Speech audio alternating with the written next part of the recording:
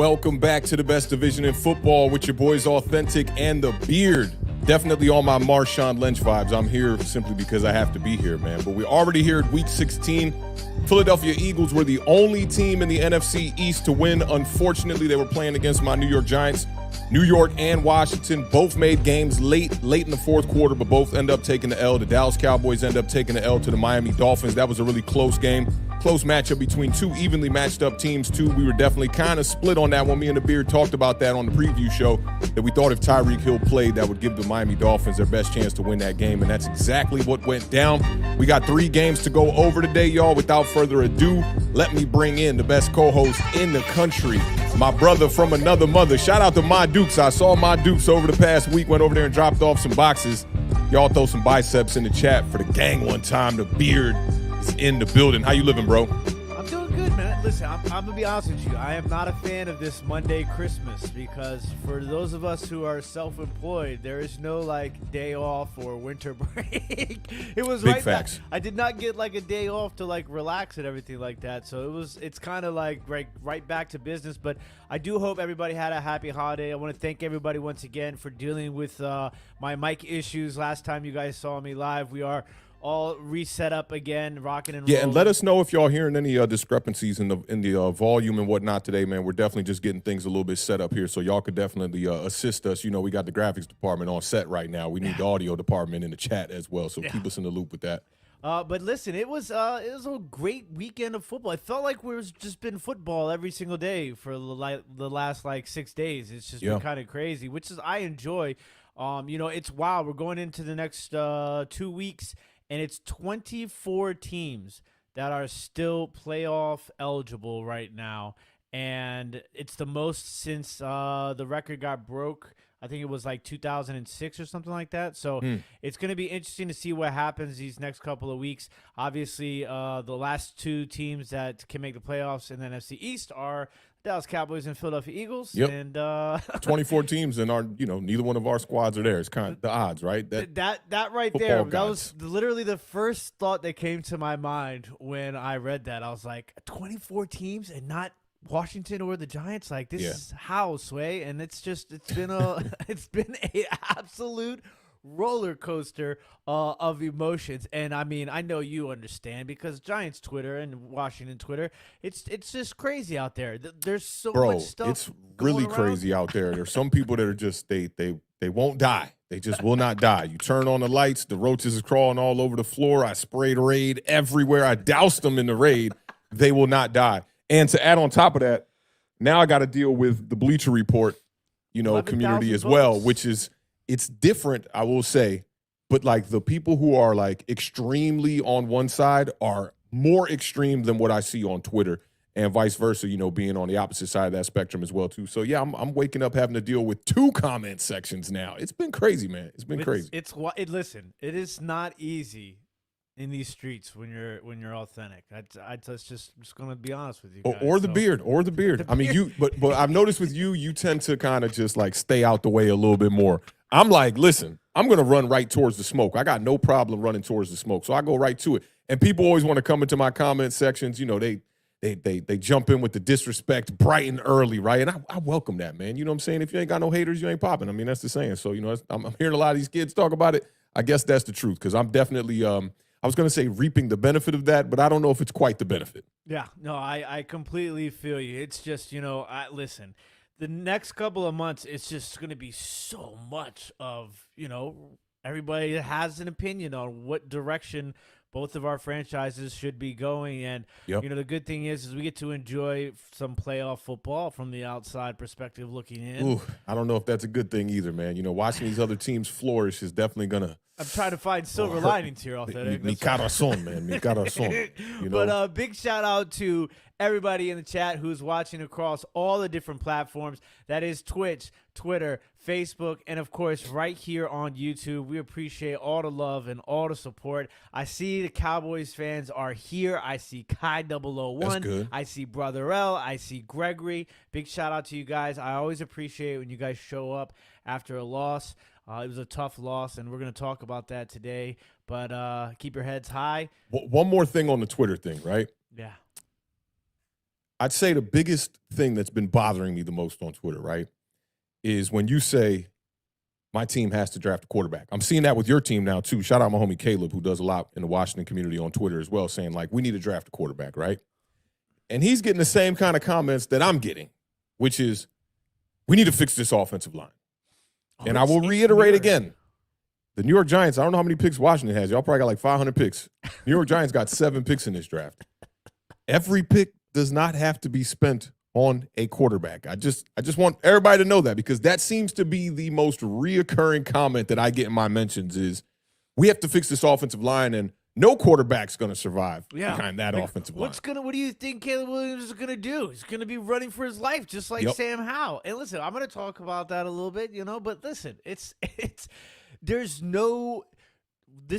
the thing, is that there's nothing we can do, right? We're going to be in a little bit more of a different situation than you guys, because we're coming into this with going to be a completely new everything. Yeah. And so, like, I don't know what to expect, but I do know one thing, and that is that everything should be on the table when you're this bad. Right? Facts. You cannot just say you have to do this or you can't do that. Like, everything should be on the table right now. But I will say this, the New York Giants can't not draft a quarterback in this draft. Let's go ahead and shift into this first matchup. The Dallas Cowboys traveled to Miami to take on the Dolphins one time.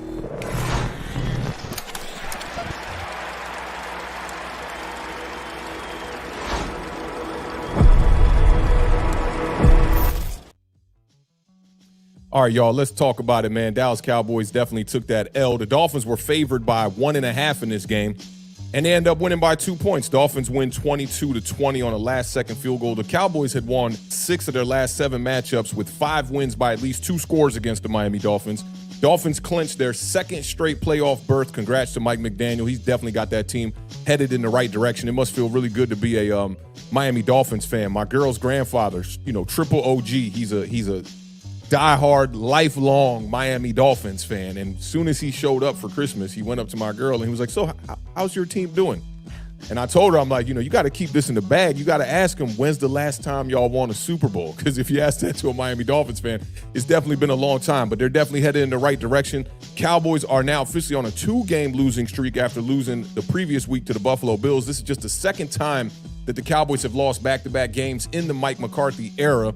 The Dolphins improved to 8-1 at home. That's the 2nd best home record in the entire NFL. Dallas Cowboys owning the best record. They're undefeated at home this year. And Mike McCarthy took blame for this loss. He said, I had a horseshit backup plan. So, he definitely did not have, a plan B in this game. And in return, the Dallas Cowboys end up losing this one 22-20. This is the Dolphins' first win versus a team with a winning record. Unfortunately, it comes against the Dallas Cowboys. The knock on the Cowboys has been they haven't had a lot of wins against teams with winning records as well. Pretty good quarterback play in this game. Dak Prescott was 20 of 32 for 253 yards, 2 touchdowns, no interceptions. QBR was 57.4. He was sacked 4 times in the game. Tua was 24 of 37, 293 yards, 1 touchdown, no interception. He was only sacked 1 time, QBR of 65.5. And I think CeeDee Lamb and Tyreek Hill definitely showed you why they are 2 of the best in the NFL right now. Lamb had 6 for 118 yards, 1 touchdown. He was averaging almost 20 yards per reception. He's got 7 straight games now with a touchdown. He did have a touchdown in this matchup. Tyreek Hill had 9 for 99. Shout out to Waterfly one time. I know the Beard loved those 99s, but he had 9 reception for 99 yards on 14 targets. Neither team really ran the ball that well. Each team's leading rusher had under 50 yards in this one. Both teams were under 100 yards as a team. I thought that the Dolphins were going to come in here and commit to the run after what we saw the Buffalo Bills do last week with James Cook. James Cook had 197 yards last week against that Dallas Cowboys defense. And the Dolphins led in most statistical categories in this game, including first downs, total plays, total yards, yards per play, passing yards. They had 1 fewer penalty in this one. And the Cowboys, they only had 4 possessions in each half. And I think that was definitely a problem with them maximizing their red zone attempts in this one. They weren't that good in the red zone. Neither team was in this one. Dallas shot themselves in the foot in this game. I put that in the notes so that the Beard could concur with this one, because I know he's been waiting for a while to say the Dallas Cowboys truly shot themselves in the foot, and this game was definitely one of them. It started on the first drive. They get down to the 2-yard line, and Dak hands the ball off to the fullback, and he just whiffed on it. I don't know if he thought it was play action or what. Ball drops on the turf. Dolphins end up picking it up. The Dallas Cowboys had traveled 15 plays, 73 yards in 7 minutes and 43 seconds. And to not come away with any points on that opening drive, we know that can definitely be the backbreaker for a team. It came down to the wire here, though, late. Dallas Cowboys and Dak Prescott battled back. Dak had hit Brandon Cooks for the go-ahead touchdown with just 3:27. Beautiful throw. Just 3:27 left in the game. But Tua drove the Dolphins on a 12-play drive, 64 yards to put them in field goal range, to kick the game-winning field goal with no time left on the clock. Really tough. All the NFC East teams that lost this week, it was all tough losses. But the Dallas Cowboys, I think, had the most meaningful game. So really a tough loss for the Dallas Cowboys. In this one, they end up falling to 10-5 on the year. The Miami Dolphins improved to 11-4. What were your thoughts on this one? For me, that first turnover was so critical. What's interesting is when you look at the box score, and I don't know if it's reading it in the box score the same way that I read it in the play-by-play, but they attributed that fumble to Dak. They always do that with the quarterback. It's so weird to me, but that just it's when you're playing a game like this, when two teams are matched so evenly, and they both. I thought both defenses played fairly well considering the offensive power that was on the field, So when you're in a game that's close, you really can't afford – there's two places that you just really can't turn the ball over, and that's your side of the field, like in the red zone, and 20 when and you're 20. in the red zone. It's just there's such backbreakers. And I think – what was even a bigger backbreaker is a lot of times when a situation like that happens – especially when you have a good defense, you can kind of not necessarily rely on them, but you kind of put some hope that your defense can step up and you guys can flip the field or, force a turnover, because it's very difficult to run an offense from that deep in your own territory, obviously. Yeah. That first play, I think it was right after it, the big throw to Waddle. I mean, it was like a 40-yarder, and that to have that fumble and then that big of a play immediately after that, it's kind of just like a double backbreaker, because not only now did you lose the opportunity to score, you lost the opportunity to flip the field. So for me, that was a critical play right there early on. I thought that, you mentioned how both teams were pretty bad in the red zone. I think Dallas was 1 for 3. Miami was 1 for 4 in the red zone. The other big difference in this game, I think, between the two teams was the sacks that you mentioned. Dallas was sacked 4 times. And one of the things that we talked about, especially Awthentik early on in this season when we were really giving praise to Tua, the ball comes out quick. The anticipation is there. You heard them talk about it time and time again when you were watching this game. Yeah. The praise for Tua. And I've always been a big Tua guy, and Awthentik will tell you guys that. And, I think that we talked about Dak, right, a couple of weeks back about, the unfair criticism that he gets. I feel like Tua gets a lot of, unfair criticism too. Oh, he wouldn't be able to do it without Tyreek Hill, and he's got the noodle arm and all this and that. If you watch some of these throws outside of just the anticipatory throws, he drops some balls in the bucket, man. Yeah, his deep shots are really good. He can, the weak arm narrative around him is kind of strange, because he's constantly hitting Tyreek Hill down the field and Jalen Waddle. And in this one, Tyreek Hill dropped that one that was like a 40-yard bomb down the field on over-the-shoulder left catch. It was a tough catch for sure, but you got to come down with that. And to talk about wide receivers, CeeDee Lamb, didn't he have 98 yards in the first quarter? I think so, because he got off to a really good start. And it was that's with the Cowboys not sustaining those drives. When you come away with no points, the Dolphins did lead this game at the half, and I thought that the Cowboys played equally or better in the first half. And a lot of that is third downs, too. Dallas was 4 for 12 on third downs, where Miami was 6 of 13. So, those sort of third downs, those are what sustain drives. That's what gives you the time of possession lead, those sort of situations. And Miami, shout out to the kicker. The kicker really saved Miami in this game with all the kicks that he made because of how bad they were in the red zone. This game came down to a game-winning field goal. And it's just tough for Dallas because, once again, they haven't won in December yet, right?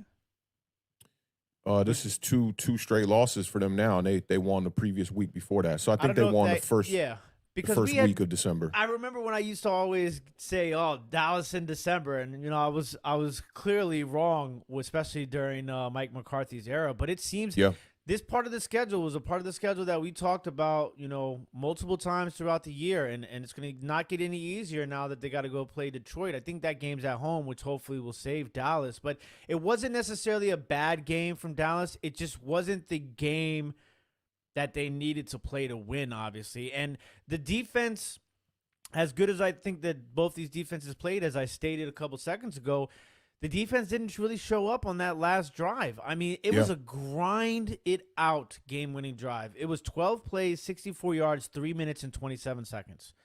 So, you know, in those situations, at times this year, you've seen Micah Parsons show up. And it's funny, as soon as I say that, I see Gregory talking about Micah Parsons. Can he get a holding call? Yeah, and I mean, the freeze-frame pictures have been terrible going around the internet. I mean, he's not getting the calls. And you know what's really unfortunate about that is he's not like one of these oversized edge rushers, right? Like, he's a smaller guy. You would think that he would get those kind of calls. Like the one that was going around Twitter, he was splitting the two pass blockers and whatnot. And they're literally like both of them holding on to each arm. It's like, come on, man, like that. The referees this year, I mean, the referees have been bad for a while, but I feel like this year the referees have been extra bad. You know, we're going to talk about that in the other games too. I mean, in the Giants game, the officiating was awful in that game as well.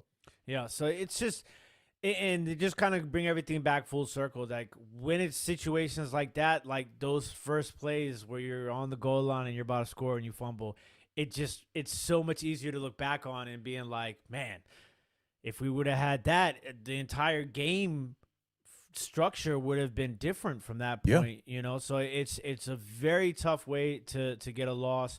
I think both of these teams are better than what most people think they are, because, you know, like you said, both of these teams have kind of had this bad rap for not beating anybody, you know, like not beating anybody basically with a winning record. Neither one of these teams had. I know Dallas has beaten Seattle, which I think does have a winning record now.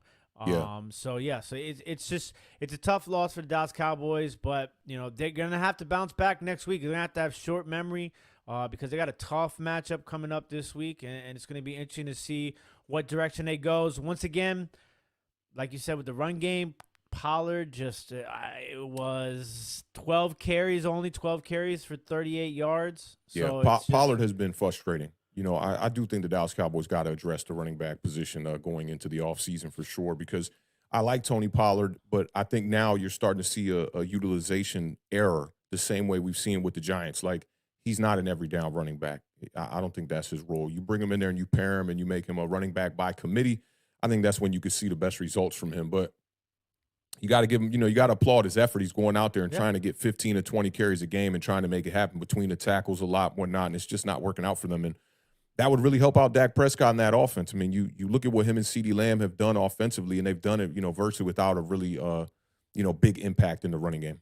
Yeah, and Brother L says, did the Dolphins beat a real team since we're allegedly frauds? Listen, I don't think Dallas Cowboys are frauds at all. I think the Dallas Cowboys are a good team. They're one of the best teams in the NFC. It's just, you know, there's going to be some matchups, and they've had some tough matchups. They've run up against the Buffalo Bills, you know, when they're playing some of their best football. The Dolphins, say what anybody wants to say. I mean, they have the second best record in that AFC right now, which was supposed to be the gauntlet of a conference in comparison. I was going to talk about that too, because like everyone thought the AFC was going to be like just miles ahead of the NFC. A lot of these teams have came back down to earth. The Chargers are not in the mix at all. They're a poor team right now. The Kansas City Chiefs are out there struggling. I think the Baltimore Ravens are the one team that, like, hey, we thought they were going to be really good, and they're actually front-running the AFC right now. Buffalo Bills had their struggles, 4 weeks ago. Now they're on, a 3-game winning streak, so they're kind of getting stuff back in order over there. I think Buffalo, the Ravens are probably the most dangerous teams in the AFC right now. But the Dallas Cowboys are one of the best teams, not only in the NFC, in my opinion, in the entire league. I think the NFC has 3 solid teams, possibly 4 if you include the Detroit Lions, but San Francisco is a solid squad. The Philadelphia Eagles are kind of like, backing their way into the playoffs in a similar fashion that the Dallas Cowboys are. But the one thing I can say about both those teams that are going to represent the NFC East is they're battle-tested. They have faced good competition heading out of November into December. So by the time it comes to playoffs, I think that both those teams are going to be ready to make a good push. Absolutely agree, 100%. All right, let's go to this Giants game real quick. We didn't get to do it. Before we go to the Giants game. Tuto! Oh, Tuto. My guy. Who's in the building with a $4.99 super chat. Man, that's just like Salutes and respects to Authentic and The Beard, #1, Roadmaps Guru, and Gold Nuggets Encyclopedia. Happy holidays and God's blessings to all diehard Giants fans in America. Fist pump, Italy. Big shout out, Tudo. Appreciate you, Tudo. Always, Appreciate buddy. you pulling up, man. Big shout right on out time. to Blood, Sweat, and Cell. $2 super chat. Let's go Steelers. Mason Rudolph. George Pickens, quite the game there. Yeah, Pickens is a beast, man. What was that, like four for 190 or something like that? Crazy. Yeah, and they were just talking about he was in the doghouse the week before that because he wouldn't lean in for a block like on a running play and whatnot. He was like, I'm not trying to get trampled up. Guess we see why. He's too busy catching touchdowns. He had 2 touchdowns in that last game, too. Big shout out, Blood, Sweat, and Cell. Appreciate you, Leroy, as always. And then right as I'm getting ready to transition, we got to give a big shout out to Independent Outsider with a $5 super chat. Just don't want to hear ref excuse from Giants. If when we lose versus them at home, then what? Our run game, putrid. Boston Scott stopped or no? Yeah, Scott wasn't a big factor in that game. That was a bonus to at least not see him get in the end zone. And he had the turnover that really helped us out too. The running game, I did like how they committed to it, though. I will give him that. And I mean, before we get off into it, the most interesting part about this is in the last 4 matchups, our backup quarterbacks have performed better than our starting quarterback has against the Philadelphia Eagles. You had Davis Webb damn near lead us to a victory on the last game of the season. A lot of people think that was I don't know why people forget this about Philly and Dallas last year, that week 18 came down to, they had to win those games. Both teams had to win those games. For some reason, in people's recent memory, they feel like the Philadelphia Eagles had already clinched and the Dallas Cowboys had no shot at the #1 seed, but both those teams absolutely did. And you had Davis Webb go out there and score 2 touchdowns, 1 on the ground, 1 through the air. And then here you got a terrible game from Tommy DeVito in the first half. And Tyrod Taylor comes in and he looks pretty pedestrian too, but the Giants rally around him and at least make it a 1-score game late. But no moral victories, especially when playing the Philadelphia Eagles. But shout out to the homie, man, Independent Outsider. We chop it up on Twitter a whole lot. Big shout out. All right, we good on the super chats? Yes, sir. All right, let's get to it. The Giants travel to Philadelphia to take on the Eagles.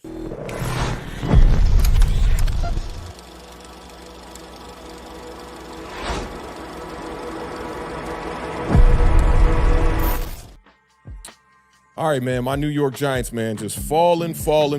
We now sitting on double-digit losses at 5-10. The Eagles improved to 11-4.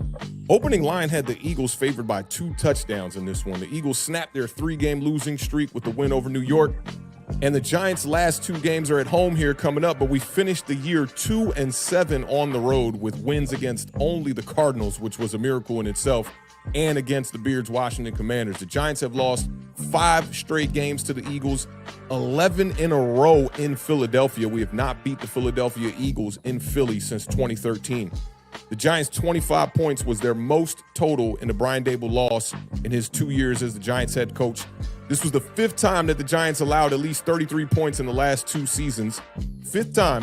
3 of those came against the Philadelphia Eagles. They have absolutely owned us, and the Dallas Cowboys and Dak Prescott have absolutely owned us as well. We got to get right here.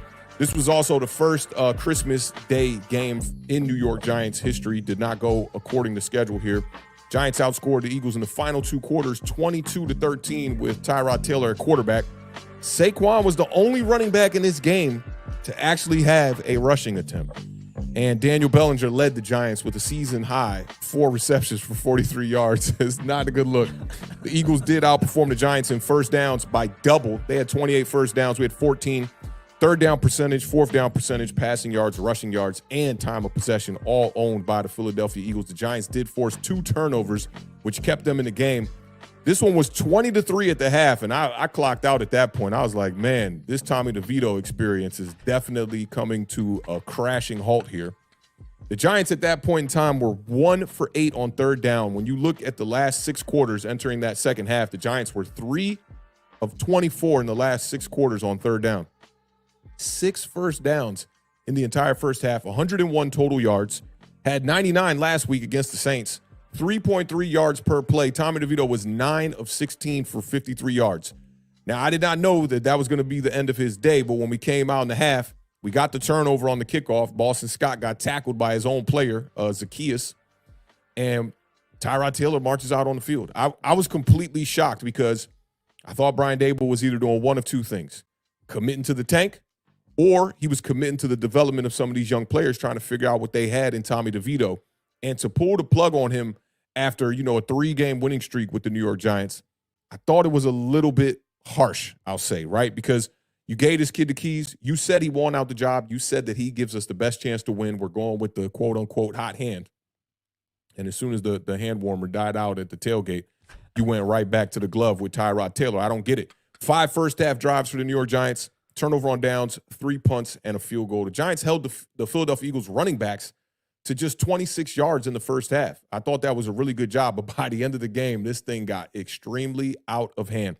The third quarter turnovers definitely helped the Giants. You had the kickoff fumble. You had the pick six from Adoree Jackson on a fallen route from Dallas Goedert in that one, which I thought, a lot of people going to look at that as more turnovers from Jalen Hurts, but that one really wasn't his fault. Routine little out route.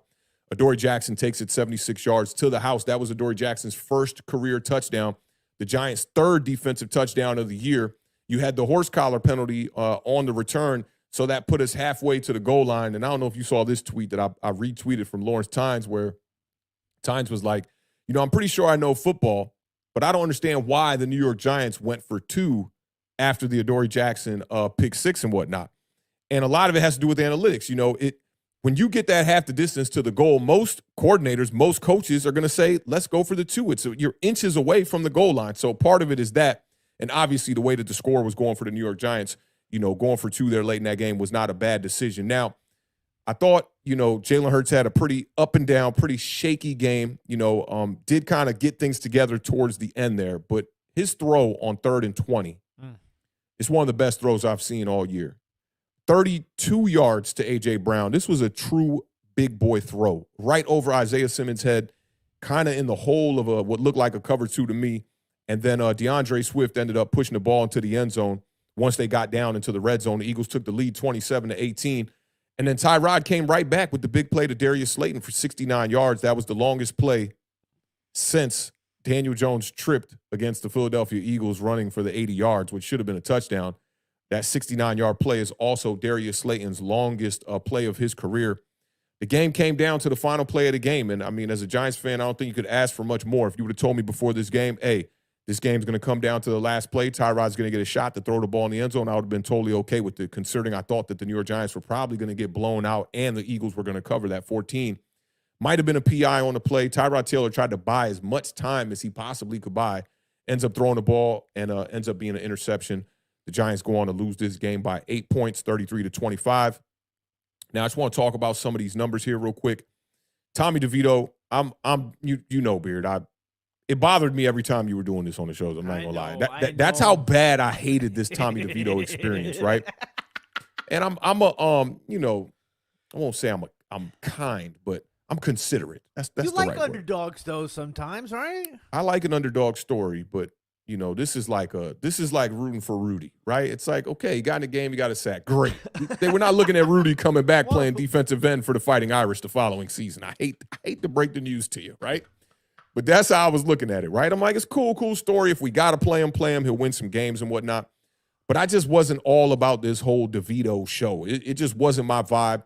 We already are down to our third quarterback on the year and just things weren't going right. But in this game, Tommy DeVito was 9 for 16 for 55 yards. Tyrod Taylor was 7 of 16 for 133 yards. Tyrod had a QBR of 77.7. Considering that he was under 50% completion percentage on the day, QBR not too bad. Tommy DeVito's QBR was 14.1. On the year, he's now sitting at 22.1 on the QBR. It was good to see Slayton kind of have a decent, a big play to make it at least look like on the stat box he had a pretty decent day with 90 yards on 3 receptions. But Darius Slayton has been as inconsistent, I'd say, as Daniel Jones is. Some weeks you just don't even know he's out there. Other weeks he's making these big plays down the field. And Jalen Hyatt, again, another game from Jalen Hyatt. 0 yards, 0 receptions, 0 targets. Against the Philadelphia Eagles secondary, that really was not that good. Like, they're coming into this game, as one of the bottom third secondaries in the league. I don't understand how Brian Daboll and Mike Kafka can't scheme up plays for Jalen Hyatt to get open. Now, I did peep this in the press conference, though.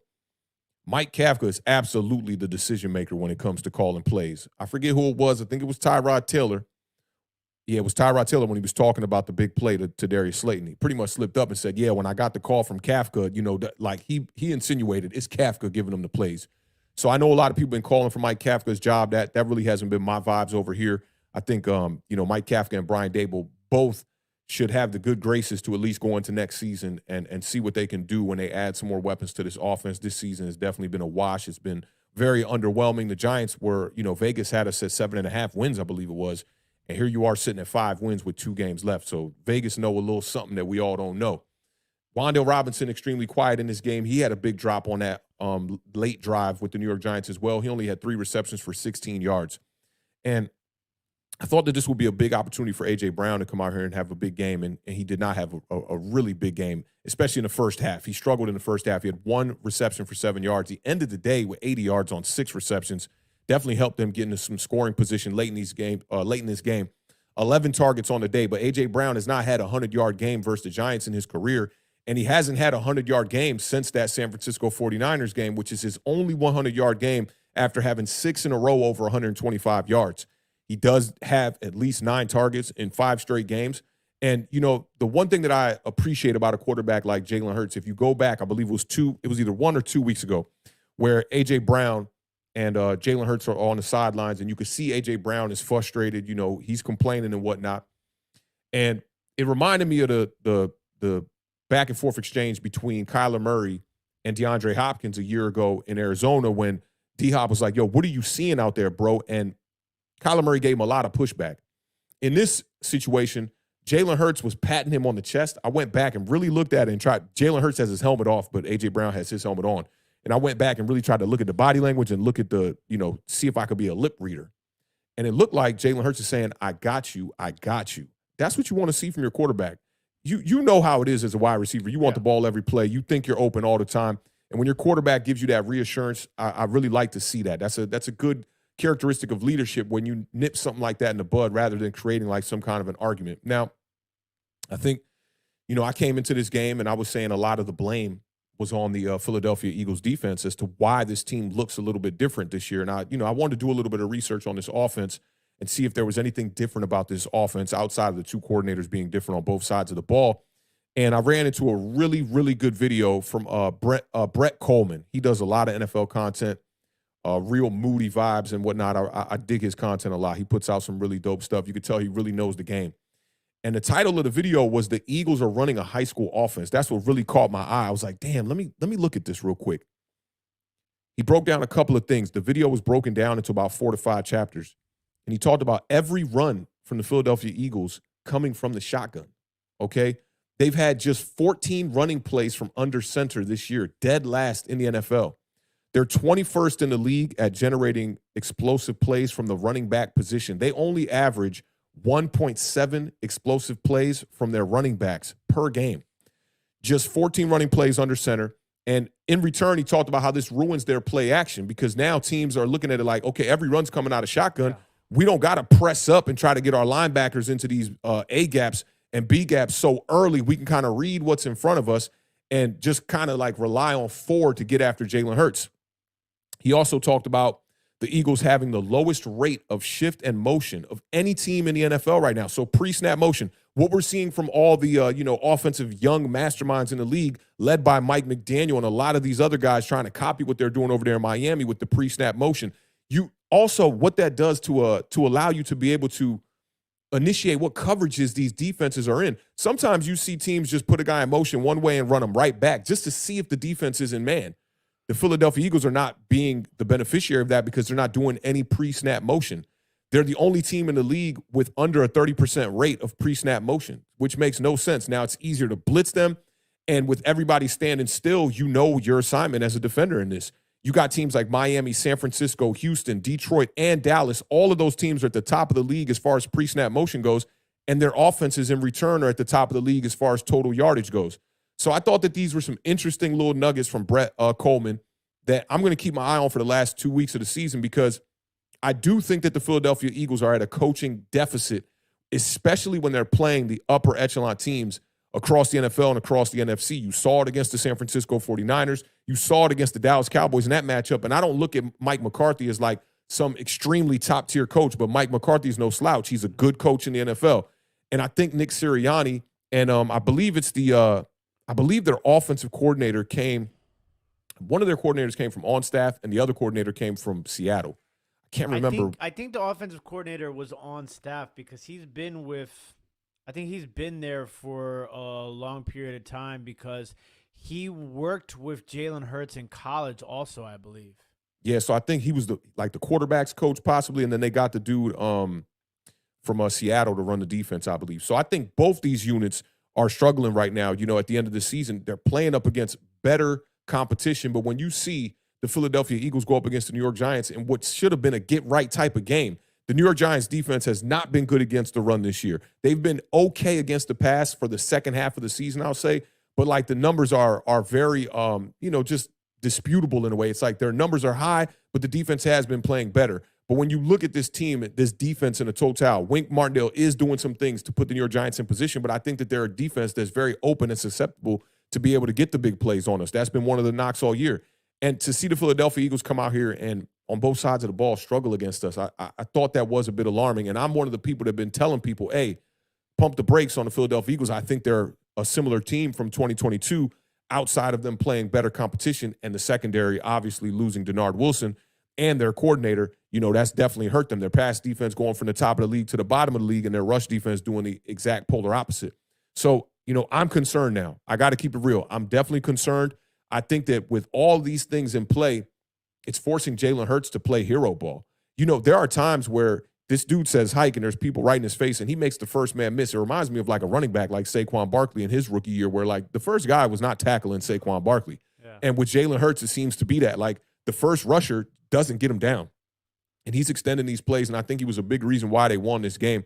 And, that offensive line is giving them time. I will say that. But as far as the pre-snap reads, the pre-snap motion, and being very predictable with how you run the ball. And here's the other thing that Brett talked about in the video too is like when they're running out of the shotgun, it doesn't allow you to run in the outside zone.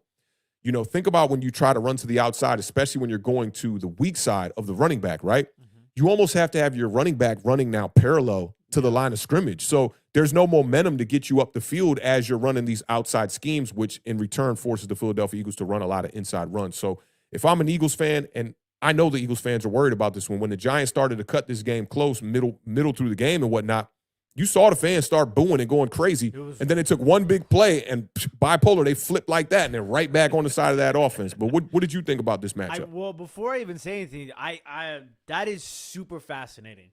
I love to hear stuff like that because it's interesting, and I'm glad you did that because our assumption was defense, right? Yeah.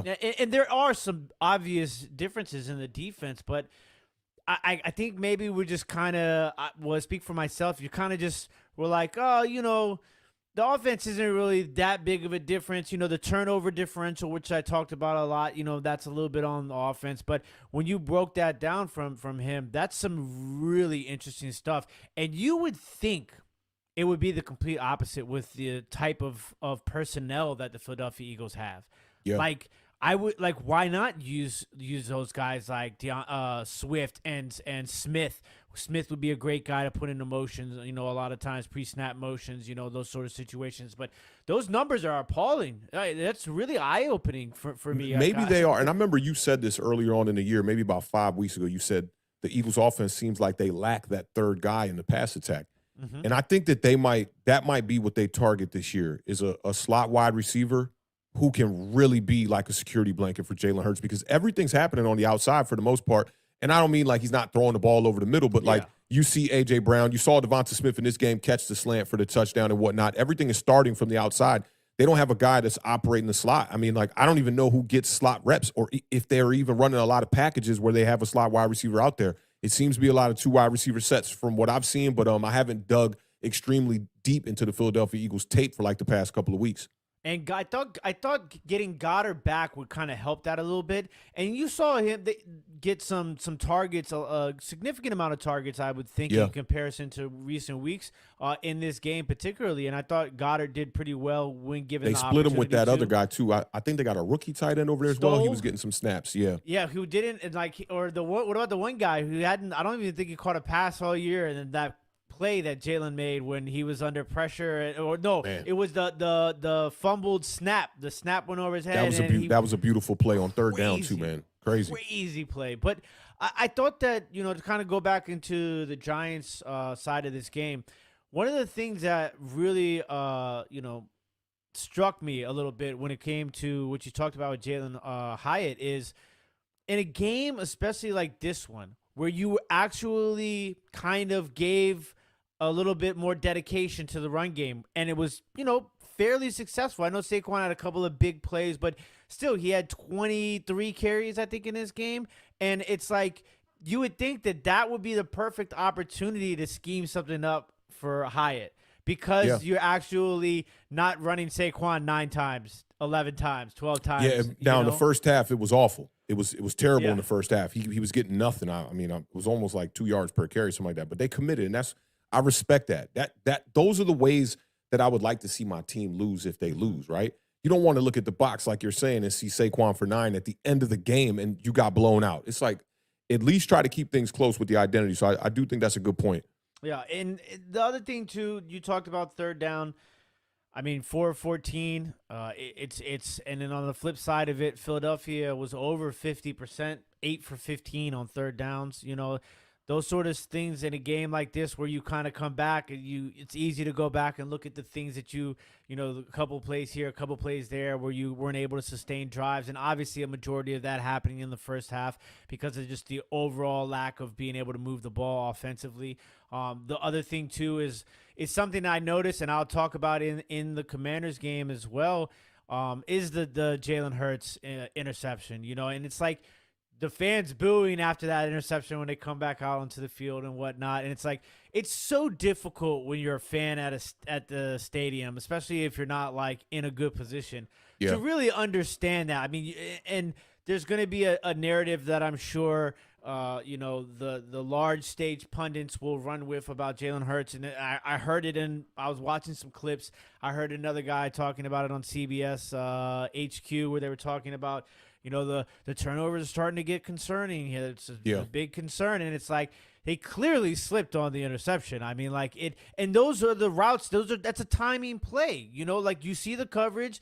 He's gonna make his break. The ball is going to be let go. I mean, if the receiver slips, it's going to be an interception 9 out of 10 times, depending on who's defending it. Obviously, if somebody has brick hands, but not to take anything away from the Giants and Pinnock making, or excuse me, Adoree Jackson making that play.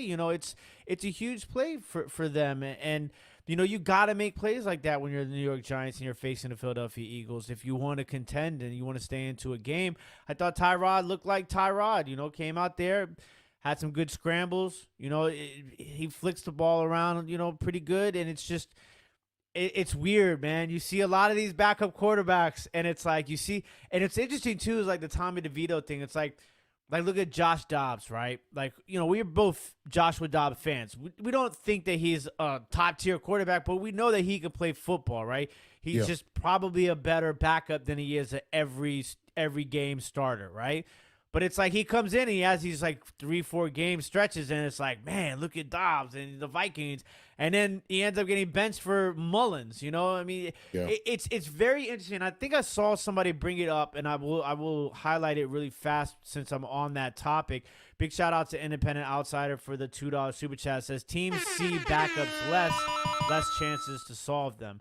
And, it might not necessarily always be the case, but I'm sure that does have something to do with it as well. Like it's not like teams are studying these backup quarterbacks and sometimes there's tape on them, but the tape might be from another team, in a different system and things like that. But I just – the Tommy DeVito thing is obviously over, as it should be. Yeah, and to speak to what Independent Outsider said, a lot of these backups are very capable too. Yeah. That's the other thing.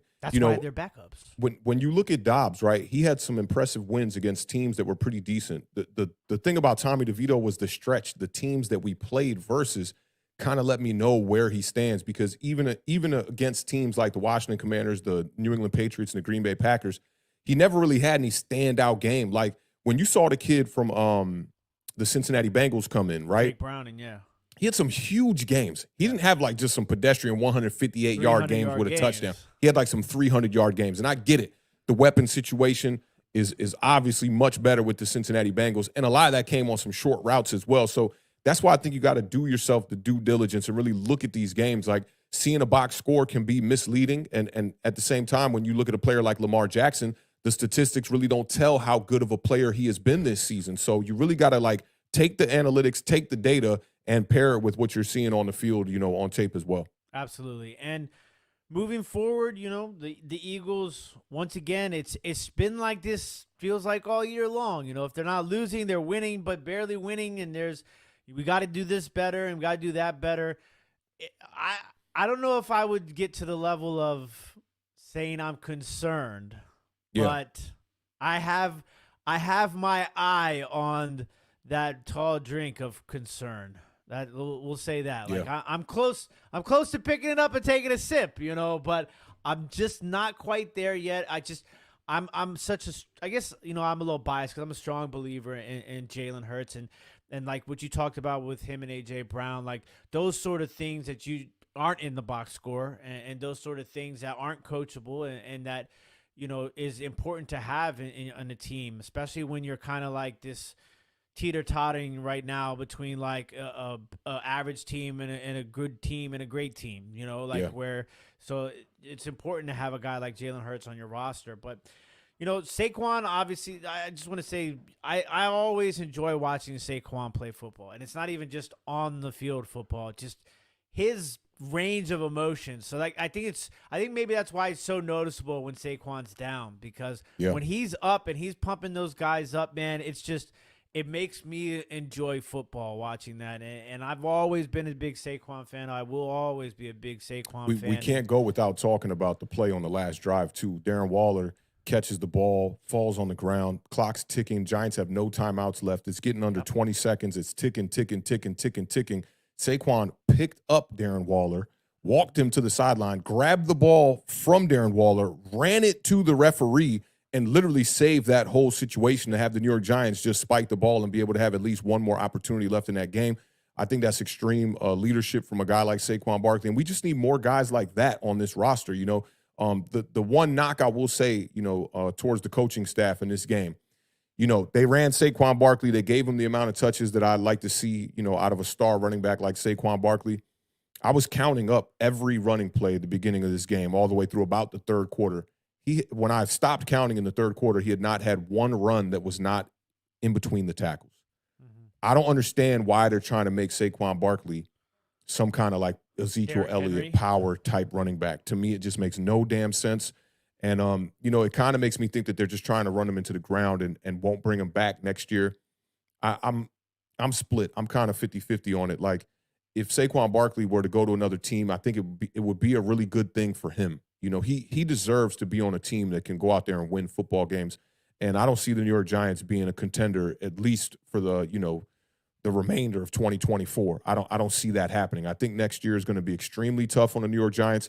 They're going to be in the middle of this rebuild where they absolutely have to commit, and it's going to be, directed towards the offensive side of the ball for the most part. But I just don't see this offense with whoever's at quarterback, whether it be a rookie, Daniel Jones, Tommy DeVito, whatever. I don't see us winning a lot of games next year. So that's unfortunate, but I would love to see Saquon Barkley be in a Giants uniform. He's been, one of the only players that I can actually like really root for, and also one of the only jerseys I probably considered buying during this tenure since about 2018. Oh man, the Christmas gift like AI meme that go around. People running with those heavy. Yeah, a lot of Sam Howell jerseys.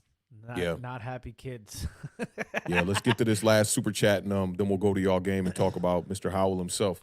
Big shout out to Talking Echo for the $4.99 super chat. Says, Beard, I will be the biggest Commanders fan the next 2 weeks. I will also be the biggest Patriots fan. The tank is back on. Road to top 3. Here we come. Oh. I like that. I definitely like that. Yeah. That 3-game winning streak definitely did more to hurt the New York Giants than it did to help us. Talked about that on Bleacher Report, man. This is why I was telling you some of these fans, man, they losing it, man. They're like, no, we got to build offensive line for Daniel Jones. He can still do it. He only played this many games. And I'm just like, yo, y'all not looking at this with a rational eye, man. Like, yo, we cannot be going into year 6 waiting on a breakout season from our quarterback that they just paid big money to. I think that Joe Shane had a little bit of foresight when they signed this contract, and the reason why they did a 2-year out was because they were looking at this quarterback class in particular coming in 2024. Just go get me a quarterback, man, and I won't be rooting for losses, but it's not going to hurt, if we take a couple of L's here down the stretch, and maybe the Commanders can win a couple of games. But I do want to keep that, that clip I got running around from earlier this season where I told you y'all were going to have not only were y'all the worst team in the league, but y'all were going to have a higher draft pick than us. And you looked at me kind of like, nah, the Commanders ain't the worst team in the league. Sam Howell was definitely striding at that point. Listen, I'm going to be honest with you guys. Don't get your hope up, Talking Echo. We got the 49ers and the Cowboys. 49ers coming off of a butt whooping. Yeah. Chase Young coming back to D.C. Oh, it is not good. I don't even know who's playing quarterback. So, listen, don't get your hopes up, bud. Yeah, 2 weeks in a row that man Sam Howell got benched. Let's go ahead and talk about your game. The Commanders traveled to MetLife to take on the New York Jets.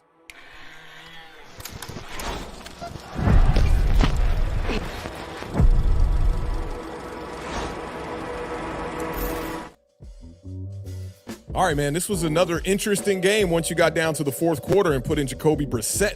Commanders fall to 4-11. Nobody say that 11 like you say that 11, man. 4-11. The Jets improved to 6-9. Both of these teams are eliminated from a playoff contention. Commanders lost this one 30-28. The Jets were favored by 3, man, so somebody made some money in this one. The Jets nearly blew a 27-7 lead, 27 points in the first half of this game. Washington clawed back, scoring 28 straight points to take the lead. The Jets now have a 4-game winning streak versus the Washington Commanders, and the Commanders have now lost 6 straight games. 7 of their last 8, and they've lost 11 of their last 13. I've just been tallying up every week. It's been 5 of the last 6, 6 of the last, all the way up. The Jets had come into week 16 losing 6 of their last 7 games. They hadn't scored over 13 points in their last 7 games. They definitely scored over that in this game versus the Commanders. Washington's defense said, we got you. Talking to Rob Saleh one time, the 23rd ranked rush defense, the 31st ranked pass defense, the 32nd in yards allowed per game, and 32nd in points allowed per game. Washington is the only team in the NFL allowing over 30 points per game this season. And boy, it was a ugly, ugly start to this game. I'm reminiscing about the Washington Commanders early on in the season who, the offense would give you a shot. You could score some points, stay in some of these games that became high scoring. I think it was 4 games y'all scored over 20 points and ended up losing this year. But this one started off on the second play from scrimmage. Sam Howell throws an interception. The second possession was a blocked punt. And then a couple possessions later, Jamison Crowder fumbled on a punt return you'll never. That was like a Madden glitch. That was just like, here, somebody take this. I don't know what he was doing on that. I don't know what he was doing on that. You ever been playing Madden and the ball just go up in the air? You're like, what the hell's going on here, dog? What kind of processor we got going on in this Xbox? Washington was outperformed on first down, third down, total plays, total yards, yards per play, passing yards, rushing yards, and time of possession in this one. The Jets were so undisciplined in this game. They were flagged for 14 penalties for a whopping 150 yards. Commanders did win the turnover battle 3-2. I thought that was pretty surprising. And this one was all about the Breece Hall show. Breece Hall, 20 carries for 95 yards, 2 touchdowns, averaging 4.8 yards per carry. The man had 12 receptions. We lost for the 90 turnover battle. Y'all lost it 3-2. We lost it 3-2. Lost it 3. You had to check for that roadmap. Good call on that. But Breece Hall, 12 receptions in this game from the running back position. I don't know what the hell y'all were doing out there. 96 yards on 6. When's the last time a running back got targeted 16 times? And I'm not talking about Austin Eckler, the wide receiver. I'm talking about a running back, okay? Breece Hall had 191 yards from scrimmage and 2 touchdowns. He also had that big 36-yard touchdown run as well. He's got at least 5 receptions in 5 of his last 6 games. And Breece Hall had 54 yards less than the Commanders' entire offense in this game, which is completely pathetic. You can only wonder where Washington would be. And y'all know I'm not going to go a Washington segment without talking about the quarterback. Put on that bulletproof vest, 50, all right? Shots are definitely coming for you, all right? If Brissett was the starter, what could have been for this Washington Commanders offense? Some leadership, some pre-snap read. The theme of today's show is pre-snap read. Tyrod Taylor, why do you think he sees success and goes out in that game and he doesn't get sacked and he doesn't take as much pressure as a guy like Tommy DeVito? It's up here. It's between the ears.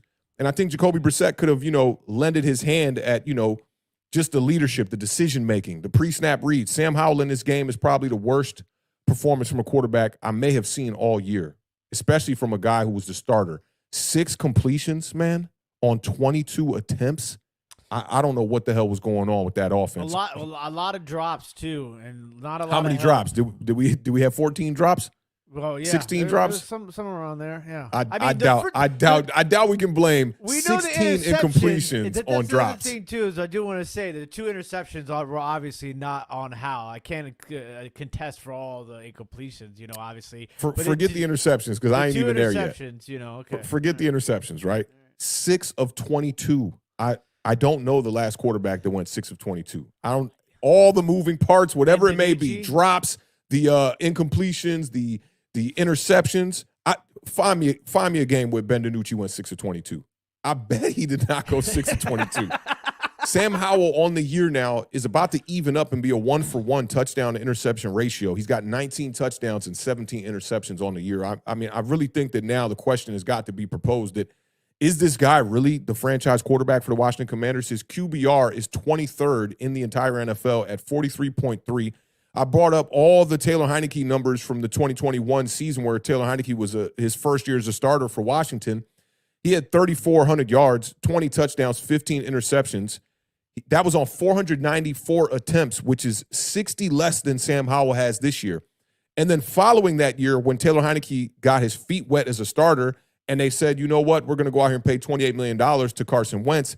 He came in for 9 games, and he had 12 touchdowns, 6 interceptions, damn near threw for 2,000 yards in 9 games. And this year, we can even talk about this year. Taylor Heineke, 4 touchdowns, 1 interception with the Atlanta Falcons right now. And we know that team has been struggling. Arthur Smith has not been doing a good job calling the plays over there. So for me, I'll go back to what I said when I talked about Taylor Heineke and versus Sam Howell that week. If you were going to make Sam Howell the starting quarterback, I think at the beginning of the year, you pretty much told yourself, we're not going to try to contend this year. And I think that's why they were so up and early to be like, let's just clean house with our 2 best defensive players. And you'll see it in the offseason with guys who need new contracts like Antonio Gibson, Logan Thomas, and a bunch of other guys that aren't going to get signed as well. I think that they kind of knew the writing was on the wall. I would have preferred Washington actually not have gone after a guy like Jacoby Brissett or started a guy like Sam Howell. If I was a Washington Commanders fan, I would have went out there and maybe tried to double down on the move that you did with Carson Wentz and try to go get a quarterback like that, of that caliber, possibly. I even think Gardner Minshew would have been a better option for y'all as well, or a Baker Mayfield even. Just somebody who has like a little bit more skill set to go along with the veteranship and pair that all together to then put it at the quarterback position. Because now what I think you've done is you've wasted not just with Sam Howell, but just with all these quarterbacks, dating all the way back to what was my man from the Carolina Panthers, to Kyle Allen, all the way to Taylor Heineke, to Carson Wentz, to now Sam Howell. You've wasted 4 years of Terry McLaurin's career, and I think he's a guy that you might want to consider actually thinking about a trade as well. Reminds me a lot of what A.J. Brown was dealing with the Tennessee Titans. But the other thing I want to talk about this game real quick, and I'll kick it off to you. We'll talk about the roadmap and what you thought. Hadn't seen that for a while, but it's back. Was the, after Washington took the lead late, you got Trevor Siemian at quarterback, right? And he hadn't completed a pass over like 10 yards in this whole entire game. And on the last drive of the game, you decide to go soft zone and keep everything in front of you. They were just giving out first downs, just like dealing cards. And in return, the Jets end up kicking a game-winning field goal. The drive was 8 plays, 31 whole yards. I just don't understand that, thinking like teams need to figure out taking this prevent defense and just ball it up and throw it out the window. But what were your thoughts on this one? And then we'll get to that. Thoughts on this one? Well, Sam Howell's broken. I think that's pretty evident now. It's unfortunate. It really is. I think and like I said, both of these interceptions in this game were not on him. The first interception literally bounced right off of Logan's hands, like just absolutely horrible. And before that, it was drop pass on the play before that, and then that play, and then the second interception. Once again, we had another receiver slipping. We saw a lot of that this weekend. So it's unfortunate that those 2 interceptions happened. But that being said, Sam Howell, to me, has shown me a lot of promise, right? And Sam Howell has shown me that he is not the guy. But the problem is that he has not shown me 100% that he is the guy. And it sucks because if right now with the state of this franchise and where we're going to be picking in the draft, you had to have shown 100% that you were the guy. And the numbers and the play on the field just don't dictate that. So now Washington has to be looking at a quarterback. It would be irresponsible not to even, not to look at it from that point of view. And it sucks because I think Sam Howell has a place in this league. I mean, you've seen everybody who's watched any sort of football this year with Sam Howell, you've seen some of the stuff he's done, some of the throws that he can make, some of the plays that he can make. But he's shell-shocked right now. It's getting worse. It's not like it's getting better or like these points during the season when it was like a good week, a bad week, 2 good weeks, a bad week. It's just been bad.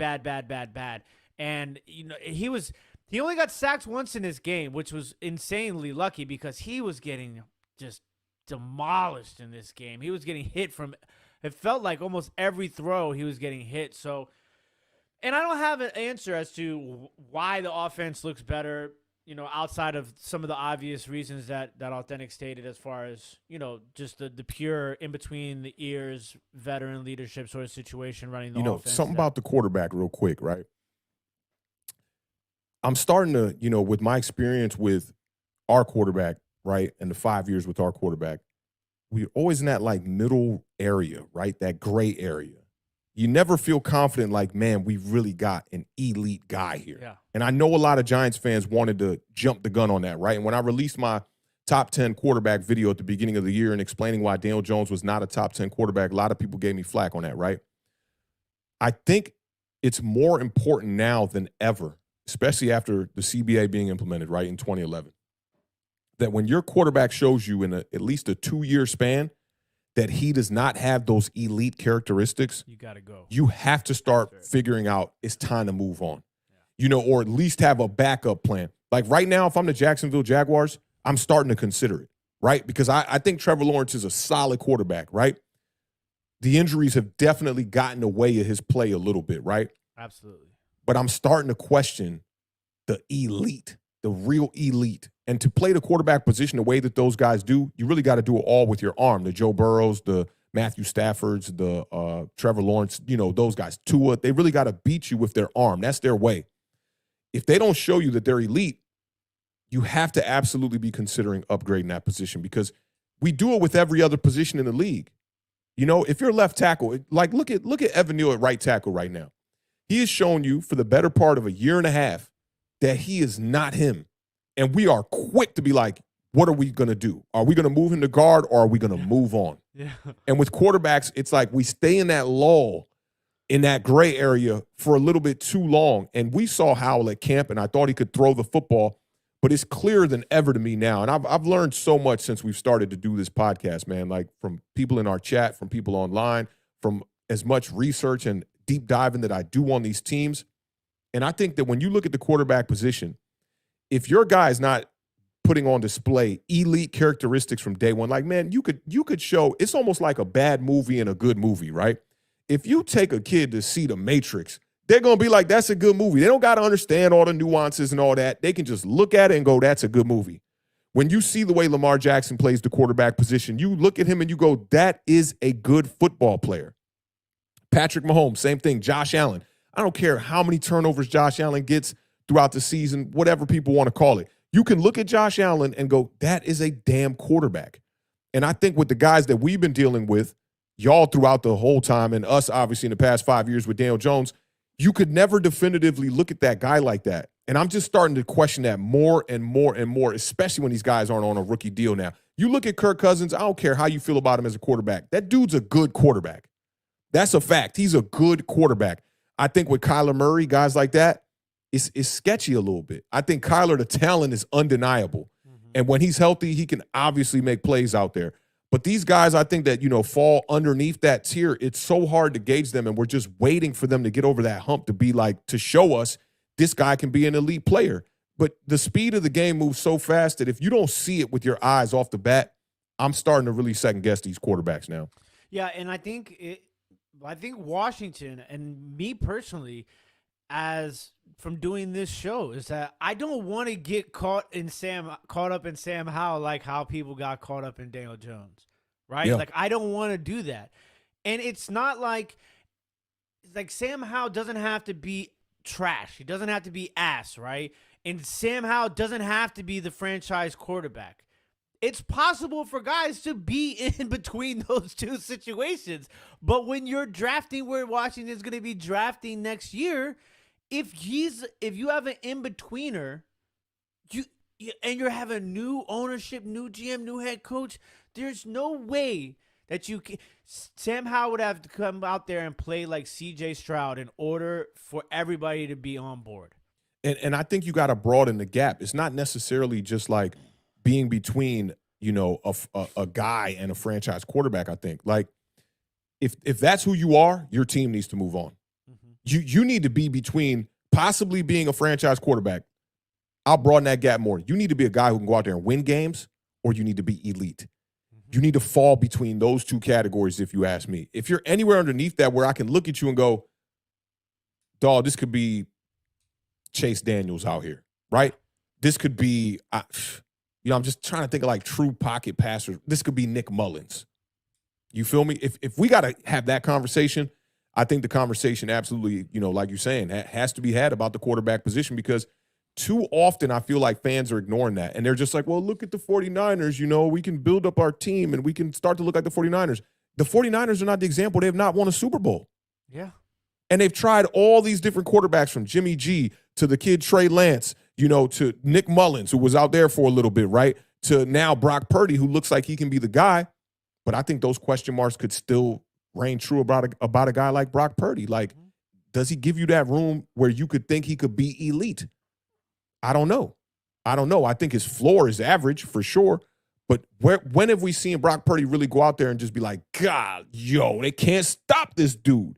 It's more of what we're seeing from the offense. And I'm not trying to take away from Brock Purdy. I'm a huge supporter of Brock Purdy, right? I understand, yeah. But at the end of the day, when I use my eyes, he looks like an average quarterback to me. Yeah, and that's the thing, too, is that, like, can you win? Can you win with a guy like Brock Purdy? I think you can, right? Can you move forward with a guy like Sam Howell with the rest of the roster in Washington? I don't think you can, because Washington's roster can't stand up to San Francisco's roster. So you don't have the luxury as a franchise, especially as a franchise who's been in the dumps for as many years as we have. You don't have the luxury to continue to put these guys out here. Taylor Heinicke, Sam Howell's, Carson Wentz's, you don't have that luxury anymore, especially now you have to be at least a Kirk Cousins. You have to at least be that. Like, that guy is a guy who his floor is good ball. When you put good weapons around Kirk Cousins, you're not going to have to worry about the offense. 6 for 22. Never. You're never going to see that. You don't ever have to worry about that. It's interesting that and before we get to this, it's interesting you bring up Kirk Cousins, because I did hear some interesting comparisons, right, to what Kirk Cousins was like in his first year in Washington, in that transition before they switched over coordinators or coaches, and how eerily similar it was here in Washington to the way, because Cousins had started out really hot, and then crashed at the end of the year, and then everybody was kind of questioning what we were gonna do. Is Kirk Cousins it's not looking good like it was early in the year, and then he came back the next year in his full year, his second year, and then they gave him the reins, and he took off flying statistically, and 4,000 yards every time he was there with Washington. But then you can't bank on Sam Howell doing that. What Kirk Cousins did, right? You can't when you have a top pick in the draft. You just can't. Yeah, and a draft class that's full of quarterbacks. Like, you can get a quarterback in the second round in this draft class. Yeah, it's just for me, it's so difficult because I don't. There's so many questions, and I don't have. I said this on Twitter. I said I don't have the answers, and I'm not going to pretend that I have the answer. I'm not going to get up here and tell you, we have to draft a quarterback, or we can't draft a quarterback. We have to draft an offensive lineman. I can't give you those sort of statements and those sort of answers because I don't know.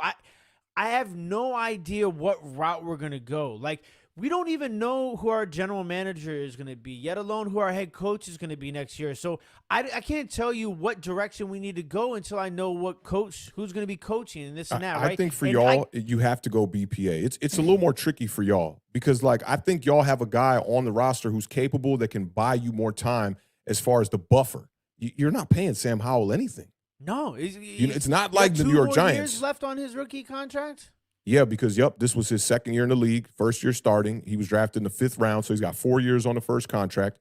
But it gives you that time to be able to, like, if you don't want to draft the quarterback now, you still got 2 full seasons entering the 3rd season, right, of Sam Howell, which means you could draft this sounds so crazy. You could draft a quarterback in 2026, okay, when Sam Howell is done with the rookie contract. Or you could draft him now. If you feel like you're not going to be able to get back in this position with a top pick, you could do it. But if you're not going to go quarterback, I think Washington is the kind of roster that has so many holes in it that you just need to go BPA, and offensive line wouldn't hurt. I mean, your boy from Notre Dame, Joe Alt, if he's there, that would be a fantastic pick. But I did want to bring attention to this from No Mets, No Jets. How many elite quarterbacks are in the league right now, and have they played elite this year? So for me, there's 5. And I'm freestyling it right now, just thinking it's 5 at least, right? For me, Patrick Mahomes, Josh Allen, Lamar Jackson, Joe Burrow, and Matthew Stafford. They are all absolutely elite. You could toss in Aaron Rodgers in that ballpark as well when he's healthy, but he's aging. He's becoming an OG. So you can maybe leave him off. But that's absolutely 5 quarterbacks that are elite. I got a lot of flack for saying this on Twitter the other day. I think that Jalen Hurts is knocking on the door of elite right now. When you got a quarterback like this putting up 35 total touchdowns on the season, he's done this twice now. Everyone was like, oh, it's one season for him last year, and he followed it up this year. Granted, with a few more turnovers, he's still scoring like a maniac. So I think that Jalen Hurts is getting close. Dak Prescott's right there on the cusp of elite. Dak Prescott lacks the elite moments, I think, and he just needs a couple of more elite moments like playoff victories, big wins. But you've seen him get those primetime victories. It's really just in the playoffs. I think he's knocking on the door. So there's 10 quarterbacks in the league that are absolutely franchise quarterbacks, and at least 5 that are elite in this league right now. And I mentioned Justin Herbert just now either. Yeah, and I don't think Justin Herbert's elite. I think he could knock on the door though. You think he can knock on the door? I think Hurts is more knocking on the door because Hurts got that thing where when your team is down, he's going to go out there and get you the win. He's not relying on the defense to close the game out, and in return, that's why the Chargers stink this year, right? Because their defense. For me, I'm pretty much in agreement across the board with you. I am a huge fan of that 2020 class as a whole. Tua, Herbert, Burrow, Hurts, and Love now too, because I think Love has gone through some lumps this year, but I think he's going to be he could be a really good quarterback. But just how many times have we seen quarterback classes just absolutely go to the gutter? And for me to sit here and look at that 2020 class of Love, Hurts, Burrow, Herbert, Tua, I mean, those guys are all starting quarterbacks in the National Football League, and all of them outside of, Burrow's hurt and Herbert's hurt also, but Herbert's the only one that's not on the playoff team, right now, which is kind of crazy. He has the weapons around him where he should be on a playoff team. But none of those guys are elite right now. I love the class as well, but none of them are elite. None of them are elite. But I just kind of wanted to touch on that because you had talked about Burrow and Hurts Burrow being elite and Hurts knocking the door. Matthew Stafford and all time. This is what's crazy to me. So when Calvin Johnson broke the record for most receiving yards in a season, his quarterback was Matthew Stafford. Yeah. Then when Cooper Kupp broke it, his quarterback was Matthew Stafford. Mm-hmm. Now when Puka is like 100 yards away from breaking the all-time receiving yards record by a rookie. For a rookie, yep. Matthew Stafford. It's all like Matthew. It's and we've had discussions with people and Matthew Stafford going back 7 years. A decade, like, at least. Yeah. It's so. I love the fact that you brought Matthew Stafford in there because I think that's important to kind of think about. And to answer the back end of this question, and have they played elite this year? Lamar Jackson, listen, I'm so glad that you said this too when we were talking just now about the Commanders, when you were like, just when you look at Lamar Jackson, right? Like, there's nothing more fun to me than watching Lamar Jackson play football with somebody next to me. So I could just lean over them and be like, yeah, it's ridiculous. He's so good. The way that, and I think like it's so easy to get caught up in all the other things about Lamar. The way Lamar throws a football, it looks so effortless to me. Like he just, and a little sidearm delivery. It just flicks it so nice. I love watching Lamar Jackson play football, but he might be the only one that's playing out. I think Matthew Stafford can contest to that, especially because of that point I just brought up. But I think Lamar Jackson is probably the only one I would answer like immediately as playing elite right now this year. Oh, nah. For me, it's all of them. They're all playing elite. Patrick Mahomes' team does not get the 9 victories without him playing quarterback. There's nothing over there. Travis Kelce's getting double-teamed on every play. He's been a shell of himself this year. Ever since this whole Taylor Swift nonsense, they showing her after every play that Travis Kelce makes, and they ain't been showing her that much lately because Travis Kelce has not been making a bunch of plays. So it's really relying upon Patrick Mahomes to go out there and make the plays. Now, if you compare it to the rest of his career, you could say he's not the standard that he set. He's not playing up to that level. I think Mahomes is at like 28 and maybe like 11 or something like that. Lamar Jackson, absolutely. Josh Allen not playing elite football right now? The dude has 35 total touchdowns. I'm not saying that I wouldn't agree with that. I'm just saying that, like, snap judgment, the first one that would come to my mind to answer yes would be Lamar Jackson. I think even you brought up. And why would you say that? Is it just what you've seen with your eyes? Because, statistically, Lamar, the numbers are not that crazy. The fumbles are high this year. But I think that he's willing his team to victories. But Josh Allen, of all of them, Josh Allen has probably been the most consistent I am elite quarterback since he's been in the league. Outside of like a Patrick Mahomes, like Josh Allen, you know exactly what you're going to get with that dude. Some reckless-ass play, but he's probably going to lead his team to a victory with nobody helping him except Stephon Diggs. Thank God they got James Cook running the ball pretty decent this year. Matthew Stafford, I think he's playing elite football right now as well. And he's on a team that people thought were going to win 4 games this year. Is it going to be crazy if the NFC West gets 3 teams in the playoffs after the prediction that everybody thought that was going to be like literally like the worst, one of the worst, divisions in football going into this season? People undervalued the Rams, and they saw a year without Matthew Stafford, at the quarterback position due to injury, and they thought, oh, this Rams team's going to be garbage, and forgot that they had weapons over there. And maybe the second best offensive mastermind in the entire league. Like, you don't want to doubt Sean McVay. You don't want to doubt him. He knows what to do with these receivers. They've been struggling at running back until they got Kyron Williams out there. But the beginning of the year, they had a slow start because they couldn't run the ball. And now they're finding guys who Puka was not drafted, right? At first, I thought he was undrafted, but I think he was drafted in the maybe like sixth round. Like, come on, McVay been finding talent in rounds 4 through 7 for 5-6 years now. So I do think that the league is dependent upon quarterback play for sure. And these teams that have the better quarterback play right now are going to be the teams that are going to be a problem, moving forward into the playoffs. And I do think a guy like Brock Purdy is playing some elite football right now, although I don't have him as an elite quarterback simply because the sample size has been too small. But what he has done coming into this league as undrafted or the Mr. Irrelevant in the draft, right? And he comes out here. This dude had multiple touchdowns in like every damn game he played in, dating back to last year. Comes out this year. He's the front runner for the MVP. I know last night was crazy. That was not a good game. But Brock Purdy's playing some elite football too. And whatever quarterback goes out here and plays the best is probably going to will their team to a Super Bowl. Even guys like Baker Mayfield playing really clean football right now. The competition on their schedule has not been that great, but he's playing really good football, and he's got the Bucs in position. I thought the Bucs were going to be a pushover for somebody sitting at that 5 seed or whatever. And now they're looking like a team you don't want to play entering the playoffs right now. Very good point. Very, very good point. Couple of messages here from Behind the Fiends with the $5 super chat. Behind the Fiends in a minute. What's going on, fam? Because I'm just concerned we have another coach who gave us false hopes in New York. Dable doesn't seem to adjust when things are going bad, but has tantrums. Yeah, big time with the tantrums.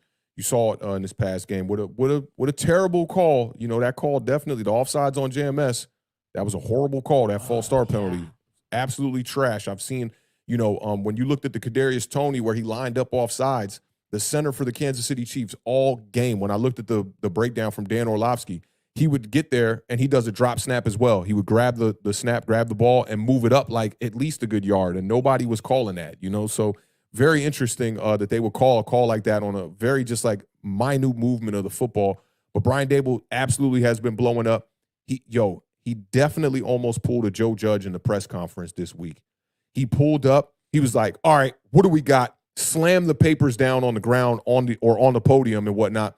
He was extremely short. It was the first time I've seen him flustered since dating back to like before the 3-game winning streak and whatnot. I thought he was going to have a moment there. He kind of woo-sawed. He was breathing hard. He was breathing like the devil up there at the podium, bro. You just heard sweating bullets. I'm like, yo, he about to lose it, bro. But he held his cool. I got to give him his props on that. I think that Brian Dable deserves at least another year of assessment, before we kind of make the decision on him. But I saw somebody say this earlier in the chat, too, talking about his friends, hiring his friends. And he's got to find a way to part ways with his friends. I think that's the number one thing there. Like, if you got an offensive line coach and Bobby Johnson struggling, it's only so long before they're going to start to point the finger at you. Listen, I will double down on that as a Washington Commanders fan and watching Ron Rivera turn this place into the Washington Panthers. It cannot always the New York Bills, bro. It's been terrible. And big shout out once again to Behind the Fiends for the $2 super chat. It says Washington needs to take Drake May if he's there round 1. Now, I will say this.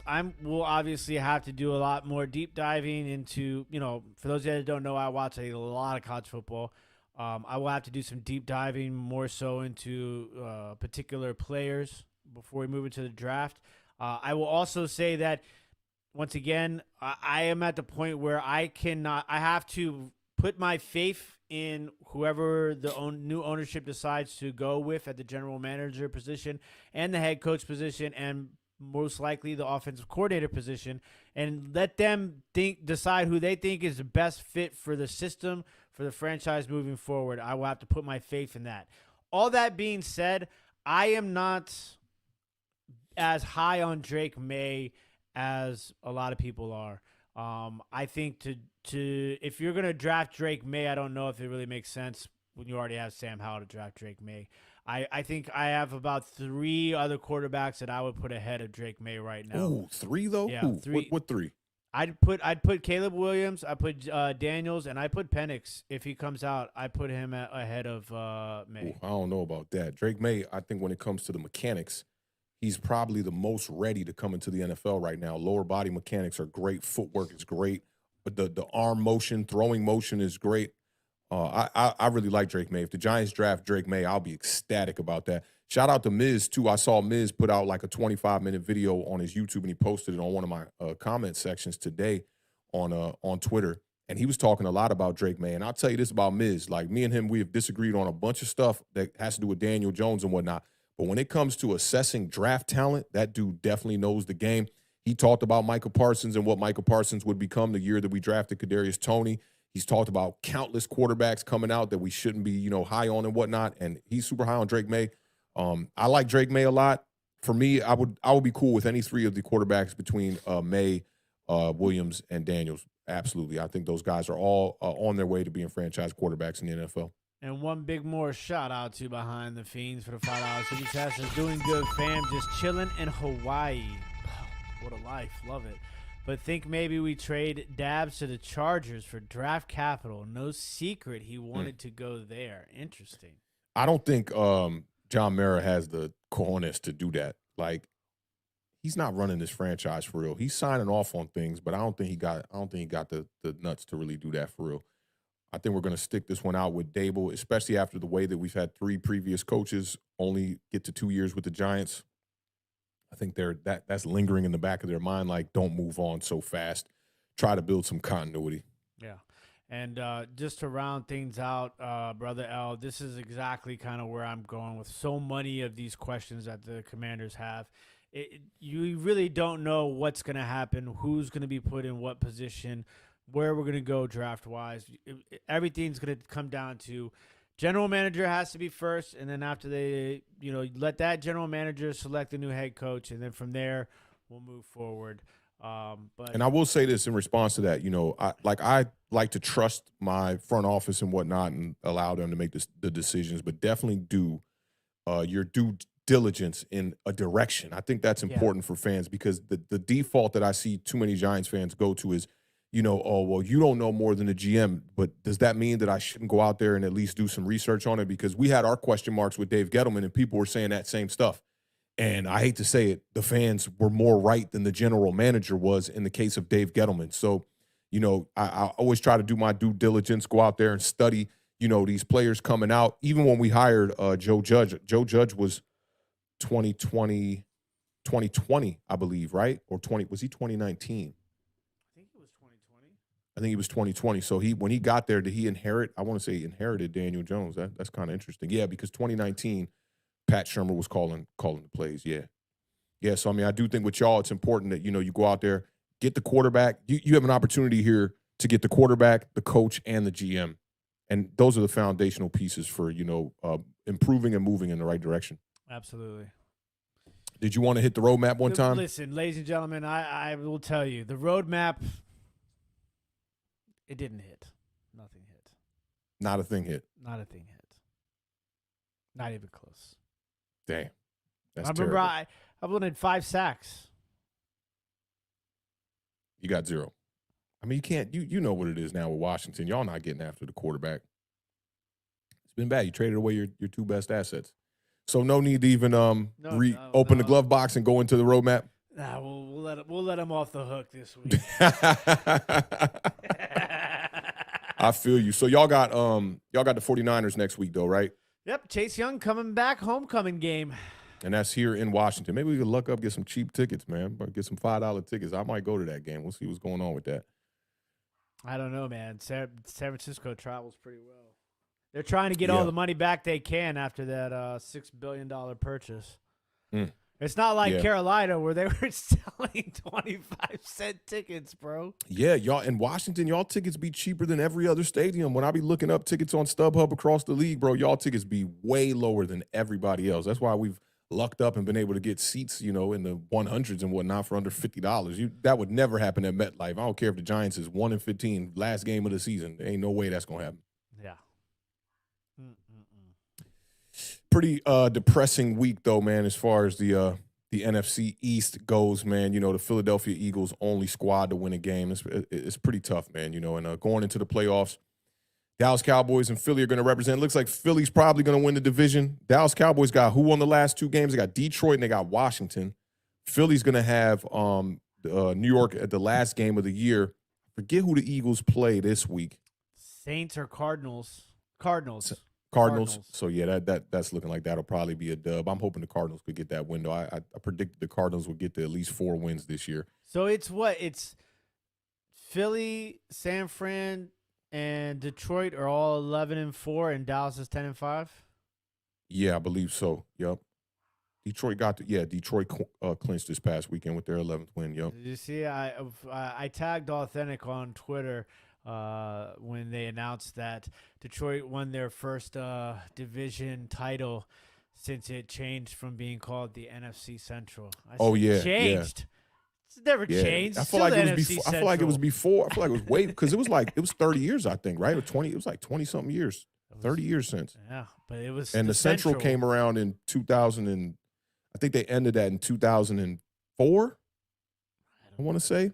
I still call it the Central, man. I don't know why thing is, I never really was like into divisions back pre 2003, 2002. I wasn't talking ball on air like this, so I don't know why you still call it the Central. I don't even know why that's jammed in your head.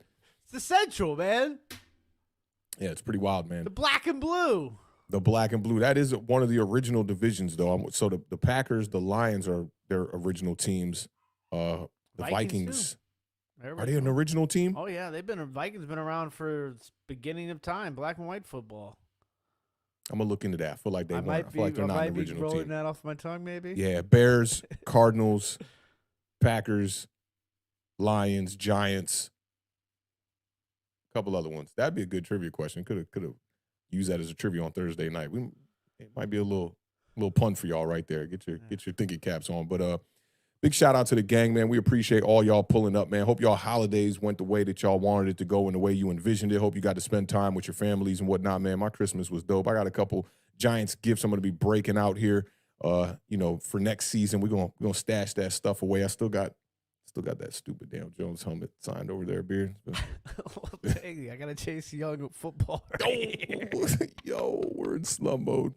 But nah, big shout out to y'all, man. We definitely appreciate y'all rocking out with us, Beard. Any last words before we get them up out of here? Nah, man, big shout out to everybody in the chat. We appreciate all the love and all the support as always. It does mean a lot to us, and it does go a long way. Before we go, big shout out to Behind the Fiend for the $2 super chat. Says, got this feeling Belichick will be the Giants head coach. Unlike the Beard, that I wouldn't be too, dissatisfied with that. I would take Bill Belichick, the greatest coach over here in New York, no doubt about it, man. Y'all know how we end every show over here on Awthentik and The Beard. Keep raising that bar, y'all. Keep living those dreams because the universe flows in Technicolor and surround sound. Rest in peace to the podcast GOAT, Mr. Combat Jack himself. And that's a wrap, y'all. We will catch y'all back here.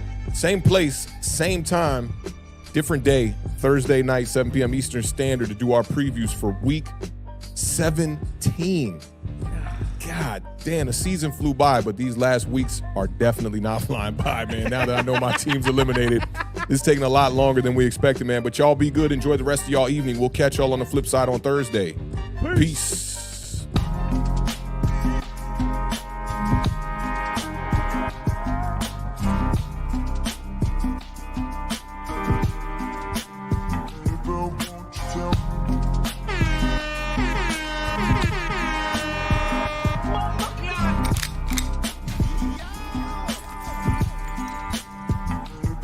Spike don't care.